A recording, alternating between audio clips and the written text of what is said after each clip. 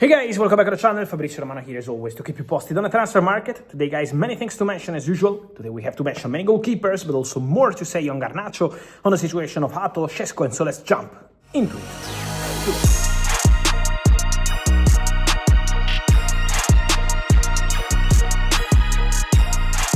And so guys, many movements as usual on the market. We are together here on the channel to discuss, to enter into the details. And let me say that it's quite a busy moment for goalkeepers on the market, because we know with the keepers is quite special as usual, because goalkeepers market is, I always say, a separate market. We have the market of players and there everything can happen. But with the goalkeepers is more kind of domino. When a goalkeeper is moving, others are moving around them. And so there is always a lot of movement. For example, Monaco, who have been linked with Onana several times, never had any concrete or serious negotiation with Man United for Onana, and they are now going for Hradečki at Bayer Leverkusen, so he's the top target for Monaco. They've offered 4 million euros. Let's see what's going to happen there. Aaron Ramsdale goes to Newcastle from Southampton, a loan deal with buy option clause and salary covered by Newcastle, player ready to travel for medical tests and contract signing. So Ramsdale back to the Premier League. But why Ramsdale? Because they wanted James Trafford at Newcastle, was quite close the deal at some point in June, but then in July Manchester City appeared, Pep Guardiola appeared, direct conversations with James Trafford, and so they signed Trafford at Manchester City, £27 million, number one, and so Ramsdale is going to Newcastle. Keep an eye on Stefan Ortega, because he can now leave Manchester City, while Ederson is expected to stay. For Stefan Ortega there could be movement, and so it's going to be an interesting one.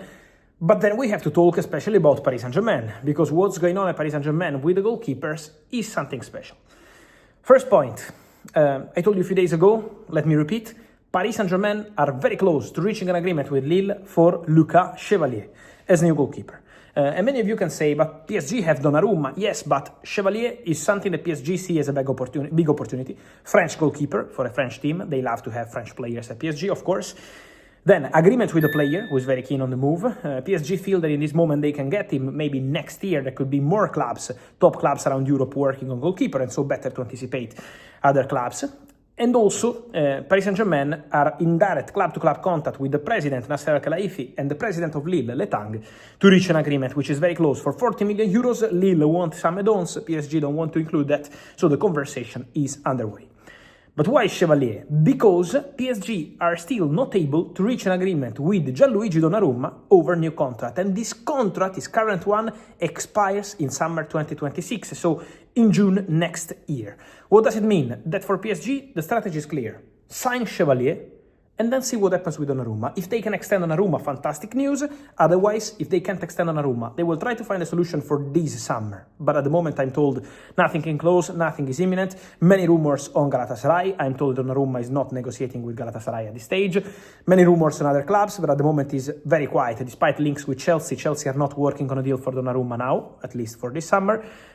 Also, let me say, the agent of Donnarumma doesn't need to offer Donnarumma around. Today I see some reports on Donnarumma being offered to Manchester United, being offered to Manchester City. You don't have to offer a player like Donnarumma. He's one of the best goalkeepers in the world, if not the best, and so this is not the case. It's just about opportunities. If they find the right opportunity, well, Donnarumma can go this summer with PSG signing Chevalier. Otherwise, they can stay in the same team. Donnarumma already faced the competition of Keylor Navas at the beginning of his career at Paris Saint-Germain, so he's not scared about that. Let's see what's going to happen with Chevalier, and eventually he can leave. Keep an eye on this one as a free agent in 2026 if they can't find a solution now. So the Donnarumma situation is going to be an interesting one, with PSG preparing the future with Lucas Chevalier. Then guys, let me say something on Chelsea. I keep mentioning that story because it's getting closer and closer and closer and closer, and also on Tuesday Chelsea made new progress to sign Jorel Hato from Ajax. So this is very close now. It's about the final details, and then Jorel Hato will be new Chelsea player. The Here We Go is coming soon. The agreement with Chelsea and between Chelsea and Ajax is imminent. They're working on these final details of the deal because, as I told you, Chelsea wanted to pay 40 million euros. Ajax started from 55, but let me say that the common ground is going to be a bit more than 40, with some add-ons included. So they are working on the structure of the deal. Hato is ready to sign a very long contract at Chelsea. He already said yes to this opportunity, and let me confirm that obviously he can be an important centre-back, left-footed, but also left-back when needed, and some backup for Marco Cucurella. I told you in the previous video about a new contract. I can tell you that, according to my information, they are already working on a new contract for Marco Cucurella. Chelsea are expected to submit a new contract proposal to Cucurella very soon. Talks have started already to prepare the future of Marco Cucurella. And so, work in progress on that one, with Cucurella, who can be extending his contract at Chelsea very, very soon. In the next weeks or months, there will be a concrete discussion for Cucurella, new deal at Chelsea. Then, guys, said about Hato joining very soon, I wanted to tell you again about Alejandro Garnacho to explain something. That Garnacho Chelsea is still an option, is still a possibility being discussed internally at Chelsea, is still a possibility that they consider for the month of August. So it's probably going to take some time, but Chelsea appreciate Alejandro Garnacho as an opportunity if Man United conditions will match Chelsea conditions. Let me tell you that for Garnacho, this is not directly linked to Xavi Simons. So as I always told you, Xavi Simons is a topic. Garnacho is a separate topic. Obviously, to make everything happen, you need Sterling to go, Nkunku to go. Let's see what happens with Nico Jackson. João Felix went to Al Nassr. So obviously, the domino is also when you have to sell or offload some player. So it's going to be important also that part. But let me say that in terms of timing, in terms of strategy, for Chelsea it's quite clear. First step, go for Xavi Simons. Negotiations advanced with Leipzig. And then second step, consider Garnacho as an opportunity for the final weeks of the window. So that's the point for Chelsea, but this is two separate topics. It's not one of the other at the moment. Then let's see if some other club will jump in for Garnacho, because Garnacho obviously doesn't have only Chelsea, more suitors, more clubs interested. Then on Benjamin Šeško, guys, many questions from you on the reports overnight about Newcastle.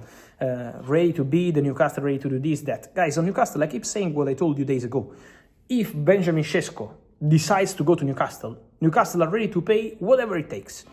They know the conditions of the deal, so they don't need even to negotiate with Leipzig. They are ready to go and pay what Leipzig want. They are ready to go and pay what Šeško want. They are ready to go and pay whatever Šeško camp want. So they know everything about the deal. Newcastle started working on this one last week. So Newcastle are ready for Benjamin Šeško any moment. But this depends on the player. It's the player who has to say, okay, I want to come. In that case, Newcastle are ready. Then there is Manchester United.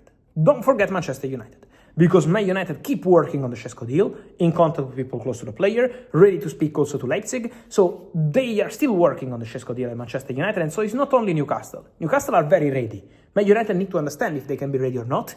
This is also on the player. The player can decide any moment to go to Newcastle or maybe to wait for Man United. Let's see what's going to happen. Obviously, Šeško is going to take his time. It's not something very imminent in terms of hours, so probably it's going to take some days to decide what he wants to do, but for sure Benjamin Šeško remains a big topic of this window. And so guys, let me know your thoughts on all these stories from goalkeepers, Donnarumma, Chevalier, Ramsdale and all the rest. Then Šeško, Garnacho, Hato. I wait for your opinion, guys. Hit in comments, remember to like this video, turn on the notification bell, subscribe to the channel. Cheers.